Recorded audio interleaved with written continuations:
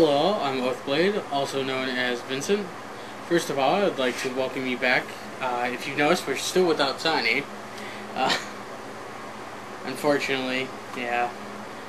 But, he'll be back very soon, and hopefully we'll be getting back to everything. Now, today, we are actually having a show. We've got a couple things that we want to discuss, or at least I have a couple things I want to discuss. I've got, a new format for Two Guys Too Much TV.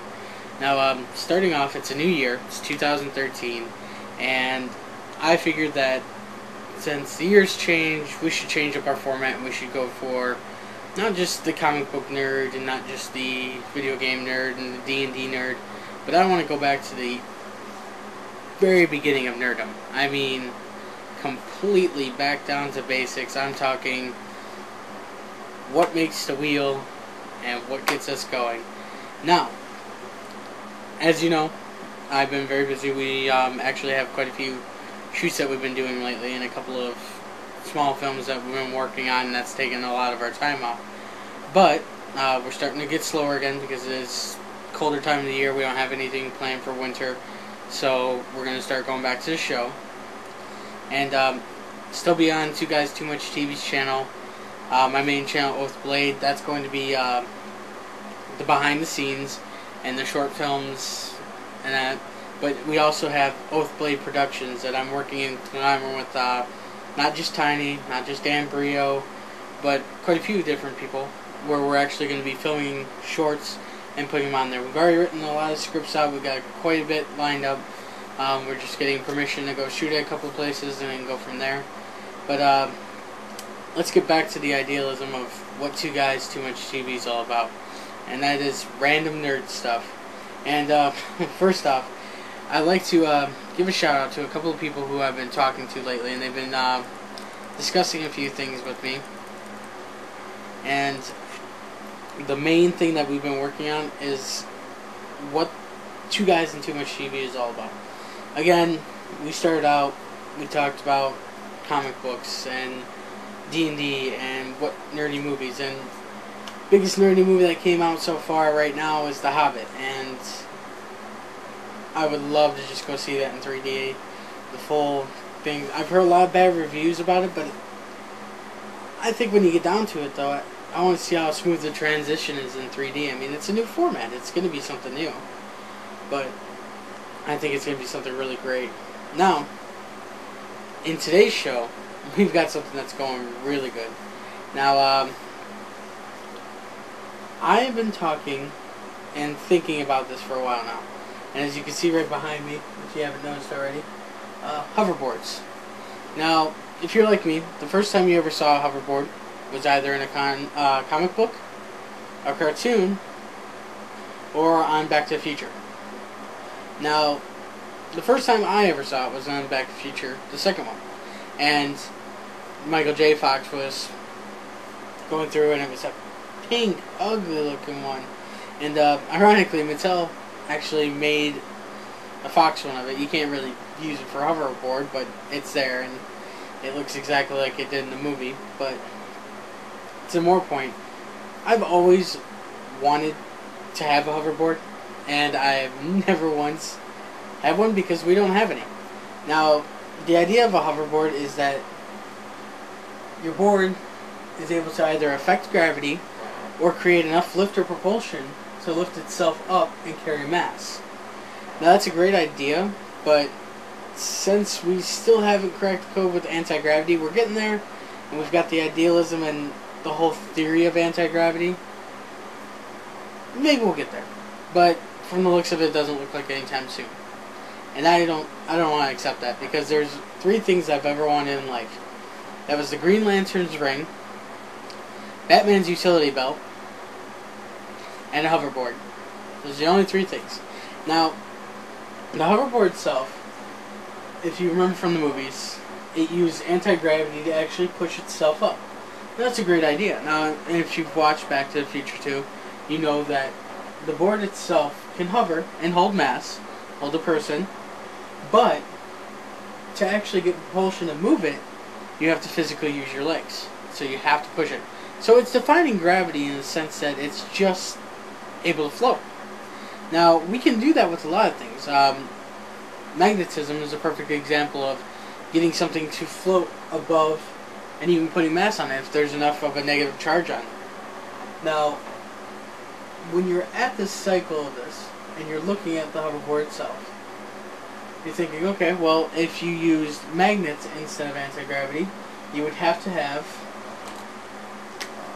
something below it that repels the magnetic forces, causing the lift and causing the empty space in between. Now, we're able to do that in two ways. You can put the, so to speak, a magnet down here and have magnets in here, but they'd have to have the opposite charge to actually repel. That's great in theory, and they've been able to do this, but the fact is that you still need this constant here. You still need it, and it would have to go with the board. Now, that would mean that there would still have to be something underneath the magnet itself to push it back to a skateboard, and that doesn't really help. Or, if you created a platform that only the hoverboard went on, that had a constant negative charge that pushed it up and propelled it. That's great, no, but the fact is that that would cost way too much money, and I don't think anyone would want to dig up the streets and put a bunch of magnets underground, because obviously that would screw up a lot of things and cause a lot of chaos and turmoil, and so to speak, because could you imagine that much of magnetic force being around? You would have to have, you know, so many different safeguards in place, because imagine if somebody had a prosthetic limb and they walked on this platform by accident. That would actually cause the magnets to actually pull on that and cause it to actually get pulled. Now, going back, since magnets seem ridiculous to use unless you're able to boost the magnets to move with the board, which again you would need something to propel it, let's go back to the idea of anti-gravity. Now, anti-gravity is exactly like magnetism. It's just creating an invisible force where it changes the gravity. So when you've got gravity pushing down on an object, it causes the object to basically defy gravity and continuously lift itself up. Now, this is great to an idealism, but again, this is where it comes into the whole propulsion thing. You would still have to push it, and then you'd also have to have a standard board. Couldn't be a standard board. It would have to have so many different types of stabilizers. First off, you would have to use probably like a liquid stabilizer to keep it balanced, because if the calibrations were just off slightly with one, it would lift it above where you couldn't use it properly, or it would shoot it up into the air, and being that it's defying gravity, if it had enough of a charge where it pushed itself so high, it would end up continuously gaining distance. So that would be another thing on there. And you'd also have to put into the idealism that with anti-gravity, you figure like a hoverball, and they've been able to do this without, in France they actually have been working on a design like this, but it would have to be so big and bulky, its weight itself would probably cause it not be able to use by a human. You'd probably only be able to use light loads unless it was giant, and by that time, you know, you would rather just, in my opinion, get a jetpack. I mean, that'd probably be more susceptible to this, but the idea for me for a hoverboard was that it was something that you could pop out of nowhere and just go, and it'd be fun to get on and go, but that would bring in the idea of balance and, you know, force, the actual ability to move it. Now, balance itself wouldn't be too bad, because if they could create a stable anti-gravity setup where it was actually able to define laws of physics and push gravity to a point where it created this empty space here, then stabilization wouldn't be too hard for up and down. But then you have to bring in the fact of how would it stay on? It would have to have an infinite cell to continue to hover, or at least an on and off switch. Now, the idea with anti-gravity, and again, this is something that's amazingly impossible so far to do, is that it creates this space. There's just this giant space underneath that's basically repulsed to the actual gravity. And I'm not a rocket scientist or a brain surgeon or a physicist by any means, and I could be wrong on this, but when you have this, it's calibrated to the idea of what it's already holding. So the gravity, anti-gravity itself would have to be pushed up or adjusted as you got on. Now that would be great, but then again, that's another object, another circuit board, just for that. Then you add in the power cell. What would be able to propel, that much power to put that much force? It becomes something where the idea of a hoverboard would probably be this, and this is you. It would have to be something so big that by that time, you're better off doing something else. And that brings me to my point. The fact that until they get a hoverboard small enough to use, I'm never going to get a hoverboard. And two, I'm fat, so I wouldn't be able to get it anyway. But they are working on a couple of things, and I will link the videos and everything. They already worked on a flying car, and the idea of a flying car is great, and they're getting everything lined up, and it's more like a helicopter slash car. And a lot of people have already seen that, and I think it's great. I think it's a great idea, and it's going to be fun overall. But my biggest thing is that, okay, it's a camera. It's camera technology to increase stabilization for the helicopter itself, and it's street legal. But that's too big. You'd have to get a flying license first and foremost, because they're not going to let some random person take a flying car over New York City. That would be the worst idea. But or not just New York City, but any major city, because of the fact of, one, if said person was drunk or they ran out of fuel midway. There's quite a few people that run out of fuel in regular cars. Could you imagine some regular Joe that's got a flying car, ran out of fuel, and plummeting to the ground? No. So that brings us to the next thing, and this is the Hoverbike. Now, I'll again post a link in the description, but the Hoverbike is actually set up where it actually uses a propulsion system, just like an overall biplane, but the propellers are actually pushing down to create lift. So kind of like a helicopter, but the idealism is that it's a bike. You can sit here, and depending on how you leaned and how you turned, leaning forward will move you forward because the weight's going to shift, and as it shifts up, this propeller is going to push out, and it'll move you forward. Turning left and right, you would just lean, and then by leaning, it would cause it to move over. Now this is a much better idea for propulsion than anti-gravity or magnets or anything like that at the time, because of the fact that it's something we can obtain. Now again, this is, and you'll see in the link, it's a hoverbike. It's a big bike. It's got giant propellers on it. It's got grates to cover the propellers so you don't get hurt. But the fact is that it's still a giant piece of material, and it's very heavy, and you have to work with it.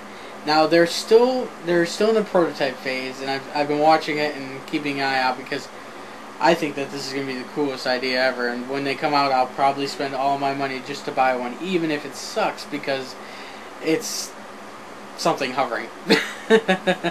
And I just think that's a great idea.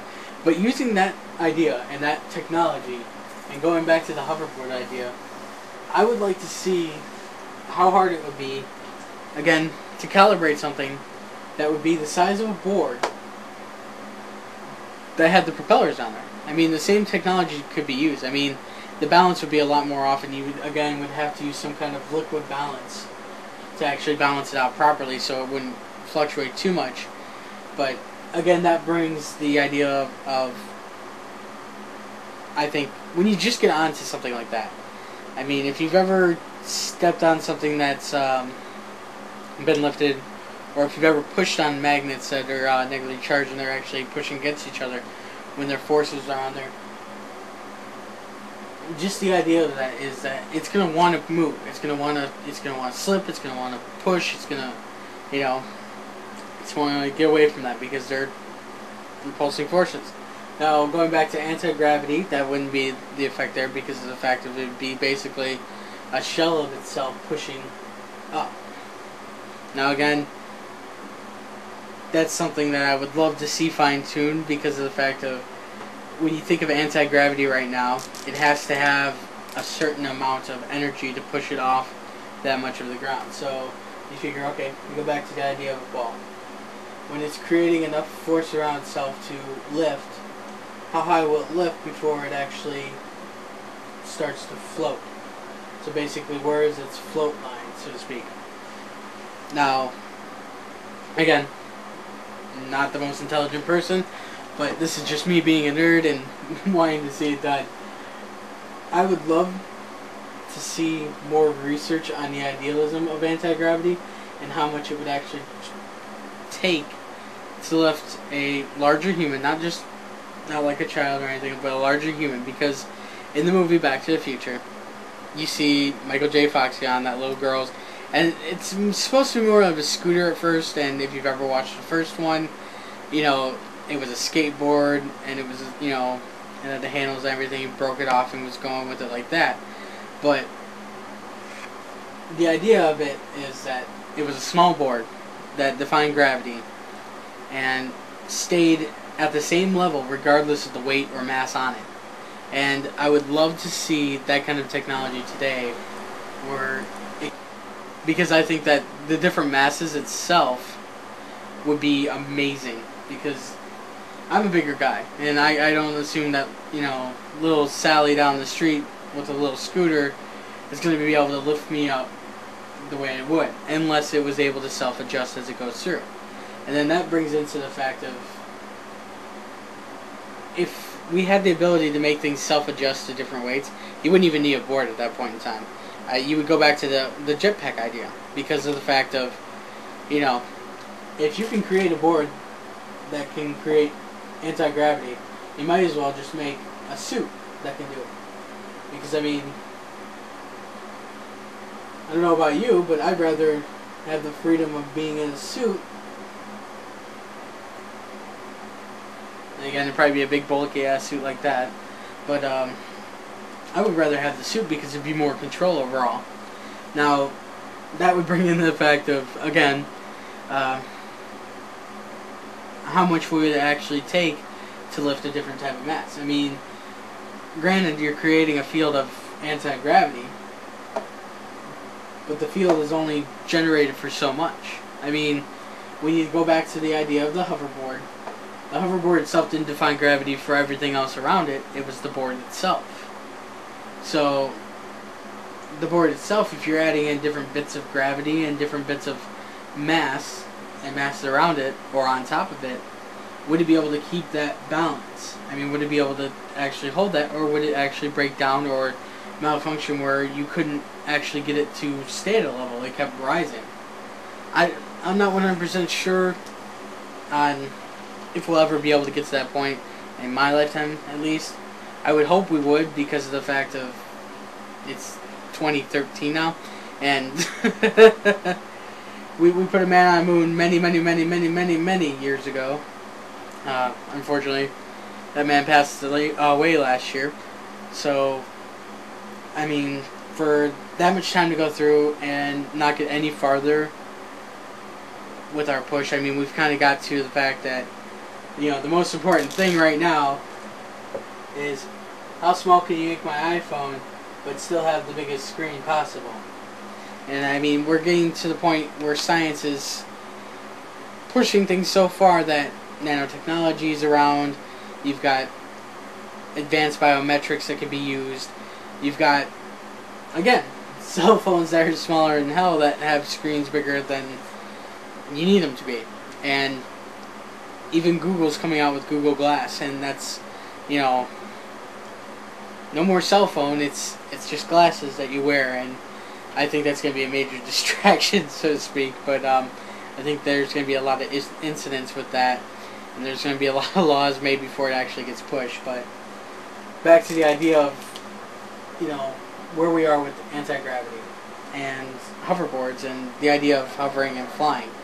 Now, again, like I said, if we got to the part where you could actually make an object be able to carry mass at the same level by floating, by creating just a field that allows itself to define gravity and calibrate it properly so it could be moved or added weight or subtracted weight where it doesn't actually lift or go down farther, that'd be great.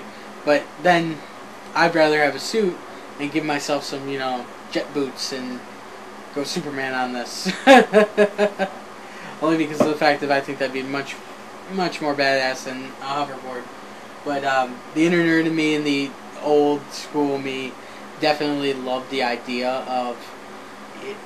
You get to a point where, as a kid, when I first saw the hoverboard, I saw it in Back to the Future 2 and 3. And I also saw it on Johnny Quest. And that was just amazing to me. And it was like the thing that, as an adult, I would love to see done. And I've been watching and reading up on the mechanics of it. And again, I'm a nerd, but I'm not a super genius. And I can't say, you know, oh yeah, you know, to create this, I'm going to just do this and this and this and add in this calculation here and, you know, and actually get it done. I've actually read other people's works on it, other people's series, and seen their test results. And again, a lot of it has to do with just the amount of power that would have to go into creating a stabilization system to make something levitate off the ground, float off the ground, and be able to be moved and adjusted with mass on top of it. I mean, again, going back to the whole magnets theory, if you've ever pushed on a magnet, it will stay at a certain level, but it's going to try to find a way to jerk up or jerk to the side to get away from that field. So, I mean, you'd have to create a stabilization system that kept it at that level, not moving it, and allowing it to propel itself without being pushed so far where it goes flying away. And the same with anti-gravity is that you have to create a stabilization system that keeps it from lifting too high up or not lifting high enough. And again, I just love the idea of hoverboards, and I think that with science and how far we've actually gotten, I think we should be able to get those, and I really want them. But until then, you know, it's all just a pipe dream, and we'll just have to deal with the Hoverbike and the flying car, unfortunately. Oh well. Still be something fun. But I did want to get to another point, and I know a lot of people will bring this up, but with hover technology, yes, we have hovercrafts, and people have made hoverboards, but that's using like a leaf blower and actual force of propulsion. Now, I've watched quite a few of these as well, and I think Mythbusters proved it best, the fact that it's plausible to do, but the fact is that it's nearly impossible to calibrate without giant amounts of pressure lifting that. And then you get that much pressure, that's going to be dangerous, and you won't be able to control that. Now, that or it won't be enough pressure, and you'll be stuck on the ground and failed attempt. So, and back to the idea of hovercrafts, I mean, yeah, they use basically an inflated tube and just propulsion underneath that. That to me isn't hovering.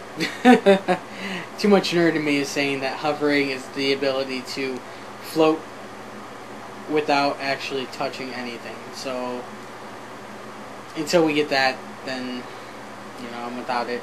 And that brings me to the next point on this, and one of my favorite ideas is that if we did create a hoverboard, how many people would actually hack the hoverboard? I mean, we've been talking about the idea of, okay, you got a hoverboard. That's great, that's cool, but it's not like you're going to take it like a skateboard. You're not going to go and try to do ollies off things because it's anti-gravity. You don't really have to worry about gravity or force pulling you back down, so you don't have to worry about landing a trick. I mean, technically you could spin yourself for hours on end and not worry about touching the ground or hitting something, unless you hit something that's at the level of it or sticking out. So, and again, that would be something where technology, I mean, if you came up to a solid object, would it push itself this way and then just go up? Or would it actually, you know, lift itself this way, or would it just stay? I mean, that would be another thing that you would have to add in, you know, sensors that could sense and actually keep you calibrated. But back to the idea of hacking a hoverboard, if they ever made one. I mean, how many people would just take that technology and try to just put it in shoes? Because that would just be awesome. Because then you'd be able to get that force and get that pull and get that actual inertia moving and everything to a point. I mean, again, you're still hovering and you still need to be able to touch the ground to move or have some kind of propulsion system, but the idea of being able to float or defying gravity would definitely be a plus, especially when trying to climb things, especially if it's something that you are unable to climb. You'd have to use a rope at least to move yourself forward, but then it brings back to the idea of adjusting to, like, adjust how much power it pushes out to lift you up higher. So I would love to see that, and like I said, there's some people in France that are actually working with that technology right now, and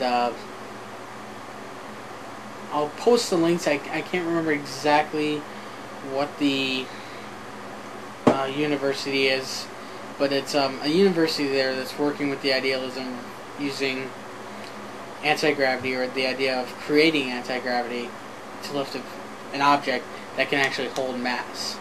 So I'm going to watch more into it. I hope everybody else does, but as for now, the hoverboard is definitely something that, and especially if you're, in my case, you're a bigger guy, is something that just doesn't exist. And I mean, since NASA's not sending anybody else to the moon, they can they can work on my hoverboard. Do it, NASA. Do it. But until then, I've been Oathblade. This is Two Guys Too Much TV. There's our new section here. Let me know what you need, what you like, what it needs, what it doesn't need. I know I've been rambling on about this, but again, this is something that, for me personally, it's one of my top 3 items. And we're going to be going over some other, you know, fictional and non-fictional technologies that have just either advanced us or kept us behind. And I believe the next one I'm going to go with is going more in depth on the hoverboard with schematics and everything. That'll be posted on the Oathblade channel, and we're probably going to try to do a couple of builds on the cheap idealism of it, like a leaf blower, and how much it actually works on there. But again, I'll post some links on that.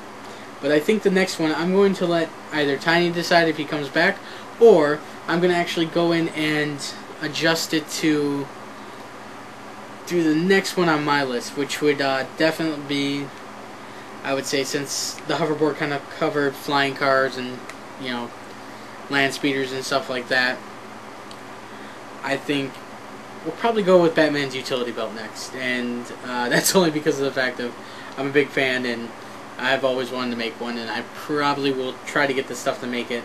Now again, these are just the discussions of it. We're actually going to be doing a 2 parts on this. You've got the discussion, we'll have the information and everything linked below, websites, theories, everything, and then we'll actually have the testing, the building, and trying to achieve these goals. But for this first episode, I highly doubt with a man of my stature is going to get a board to float with him on top of it. I may be able to get a lighter person to float, but I don't think I'll be able to. And again, I'm not a rocket scientist, not a physicist, so I don't think I'm going to be able to be the guy who, in his garage, created anti-gravity. But I'm definitely looking forward to technological advances and seeing what happens in this year and seeing how far we get. I mean, we've got a lot coming out, and we'll discuss that more as we go along too.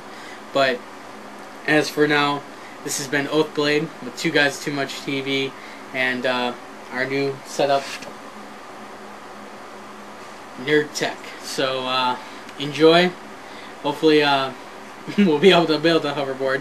I highly doubt I will, but I'm definitely going to try, and you guys can watch my failed attempts. But maybe I'll build it, and if it works well enough, we'll get Tiny off the ground, and that will be amazing. So until then, thank you very much. Two Guys Too Much TV, Oathblade. Have a great night.